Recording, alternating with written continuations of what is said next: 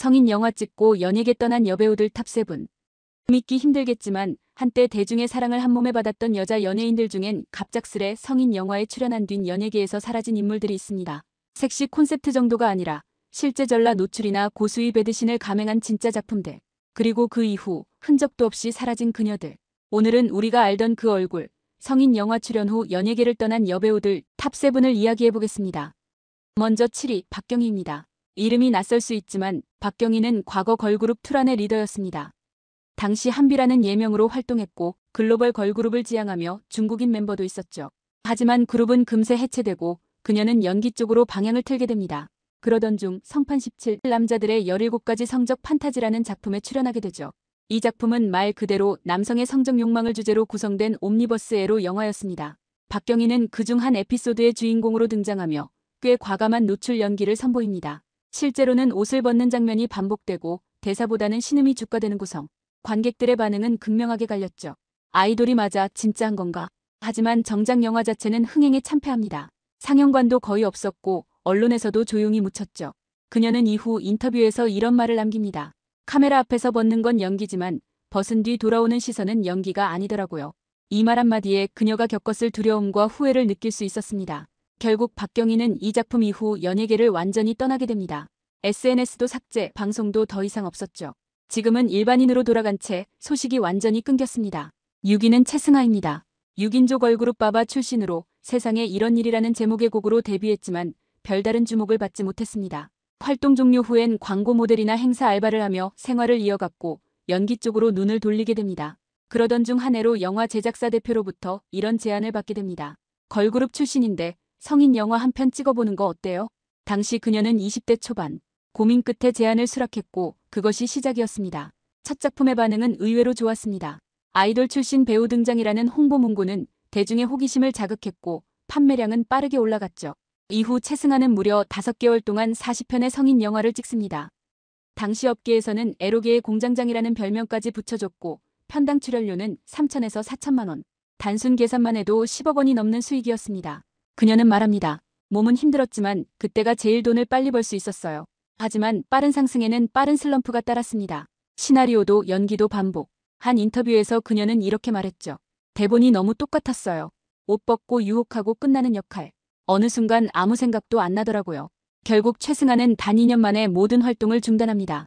현재는 인터넷 BJ로 활동 중이며 팬들과 소통하며 자신을 조금씩 회복해가고 있습니다. 내가 찍은 영화보다 지금 방송에서 하는 말이 더 진짜 나 같아요. 이 말은 어쩌면 그녀의 후회를 가장 솔직하게 드러낸 표현일지도 모르겠습니다.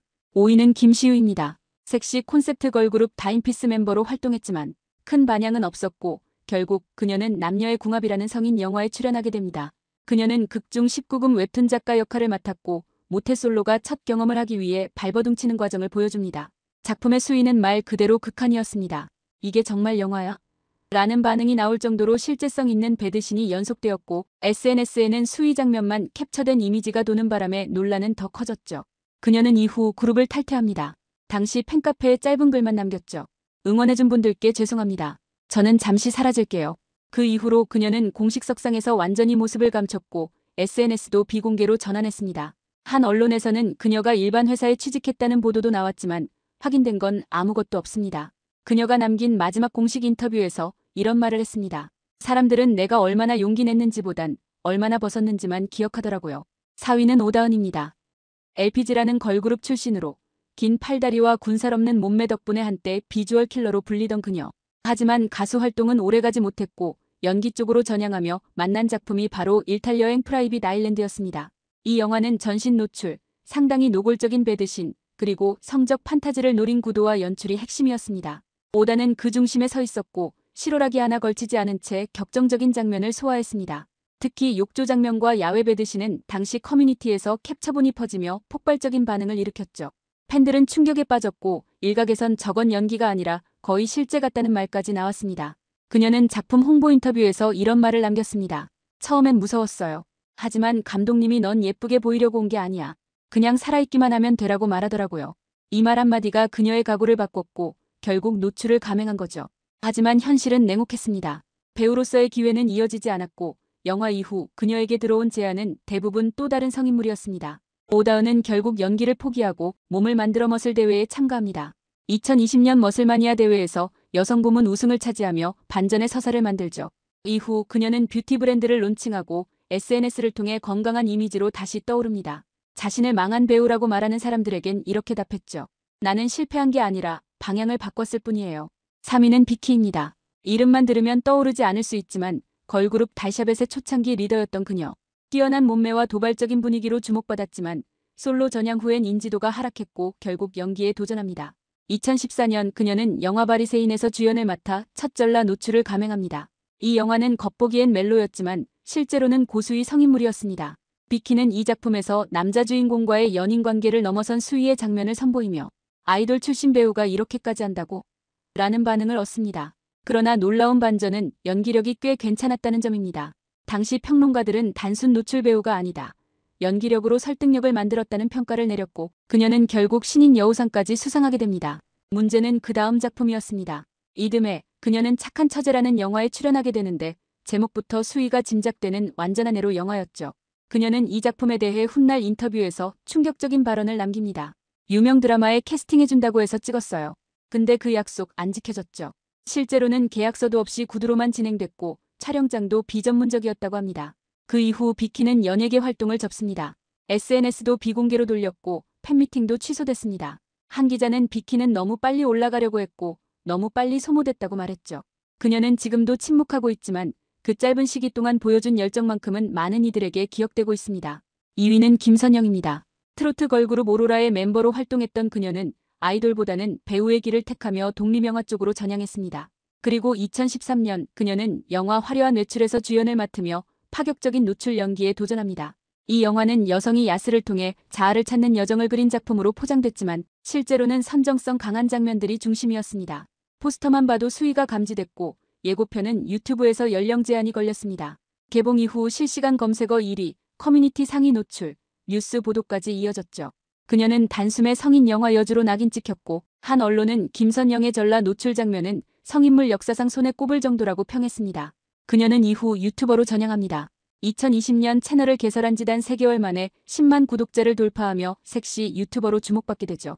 일상 콘텐츠부터 먹방, 브이로그까지 다양한 시도를 이어가던 중 갑자기 채널이 삭제되며 모든 영상이 사라졌습니다. 유튜브 측은 콘텐츠 가이드라인 위반을 이유로 들었지만 팬들은 노출과 선정성 때문이라며 반발했죠.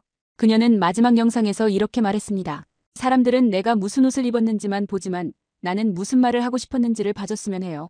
그 말 이후 그녀는 SNS에서조차 모습을 감췄고 지금은 소식이 완전히 끊긴 상태입니다. 한 시대를 뜨겁게 달궜지만 너무 빨리 꺼져버린 별이 되어버렸죠. 이제 대망의 1위, 바로 설리입니다. 그녀는 단순히 걸그룹 멤버였던 것이 아닙니다. FX의 비주얼 담당, 국민 여동생, 그리고 대한민국을 대표하는 여성 아이돌 중 한 명이었습니다. 무대에만 서도 수많은 남성 팬들의 환호가 터져나왔고 팬사인회 줄은 몇 시간씩 이어졌습니다. 하지만 그런 그녀가 어느 날 영화 리얼로 충격적인 변신을 시도합니다.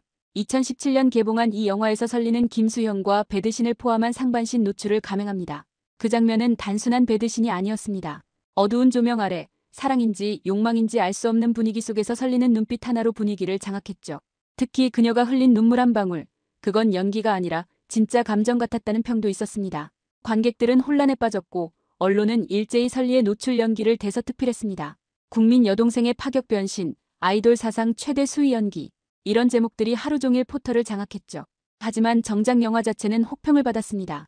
스토리의 난해함, 감독의 실험적 연출, 그리고 노출만 기억난다는 평가가 뒤따랐죠. 그 와중에 모든 화살은 설리에게 향했습니다. 굳이 저 장면을 찍었어야 했나, 욕심이 과했다, 이러니 이미지가 망가지지. 비판은 쉴 새 없이 쏟아졌고 심지어 그녀의 SNS엔 비난 댓글이 수천 개씩 달렸습니다. 설리는 그에 대해 이렇게 말했습니다. 내가 하고 싶었던 연기였어요. 선택했기 때문에 책임도 져야겠죠. 한 예능에선 이런 말도 했습니다. 나는 내 인생을 사는 사람이고 싶어요. 타인의 기대를 사는 인형은 싫어요. 하지만 그녀의 용기 있는 선택은 세상의 잣대 앞에서 끝내 꺾이고 말았습니다. 2019년 설리는 우리 곁을 떠났습니다. 사망 소식이 전해졌을 때 팬들은 미안해, 우리가 널 지켜주지 못했어라는 글을 남겼습니다. 그녀가 남긴 마지막 사진엔 미소가 담겨 있었지만 그 미소 뒤에 숨겨진 무게는 우리가 감히 짐작조차 하지 못했죠.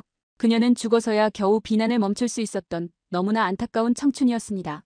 오늘 우리가 만나본 7명의 여성들은 한 가지 공통점을 가지고 있습니다. 무언가를 진짜로 시도했다는 점. 누군가는 돈 때문이었고, 누군가는 예술을 향한 열정이었으며, 또 누군가는 자신을 바꾸기 위한 선택이었죠. 하지만 그 용기는 늘 환영받지 못했습니다. 너무 앞서 나갔다는 이유로, 여자라는 이유로, 아이돌 출신이라는 이유로 사람들은 결과만 기억합니다. 어떤 수상, 어떤 흥행, 어떤 논란. 하지만 우리가 진짜 기억해야 할 건 그들이 어떤 마음으로 그 선택을 했는가입니다. 카메라 앞에서 옷을 벗는 건 연기일지 몰라도 세상의 시선 속에 자신을 노출하는 건 맨몸으로 맞서는 용기 그 자체니까요. 지금도 어딘가에서 조용히 살아가고 있을 그들에게 진심으로 응원의 마음을 전하고 싶습니다. 그들의 선택은 실패가 아니라 시도였고 용기였고 한 사람의 인생이었습니다. 그리고 이 영상을 보고 계신 여러분, 혹시 지금 무언가를 시도하고 계시다면 누구의 시선보다 자신의 마음을 믿어보세요. 때로는 남들의 박수보다 내 안의 확신이 더 큰 힘이 될 수 있으니까요. 다시 도전하는 그녀들의 인생처럼 당신의 인생도 뜨겁게 그리고 당당하게 흘러가길 바랍니다.